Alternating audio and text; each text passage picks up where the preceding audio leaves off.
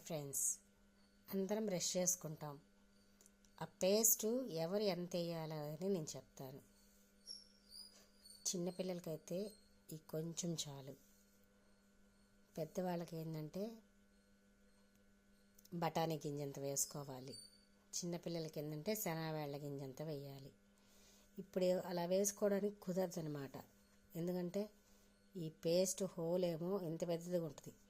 నొక్కంగానే మనం చెప్పిన విధంగా రాదనమాట. అది ఇలా పెద్దగా హోల్ ఉన్నదాన్ని మనం వేసుకోవడానికి చిన్నదిగా రావాలంటే నేను ఒక చిన్న టిప్ చెప్తాను. ఇలా కవర్స్ ఉంటాయి కదండి, ఆ కవర్స్ని చిన్నగా కట్ చేసుకోవాలి.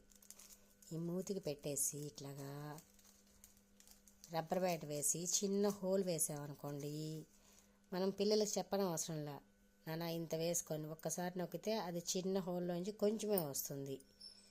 అది కరెక్ట్గా సరిపోతుంది. నేను చూపిస్తానండి.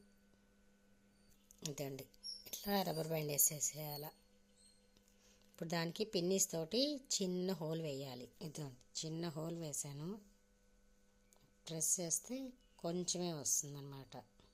ఇలాగ బ్రష్ మీద వేసేసుకుంటే సరిపోతుంది.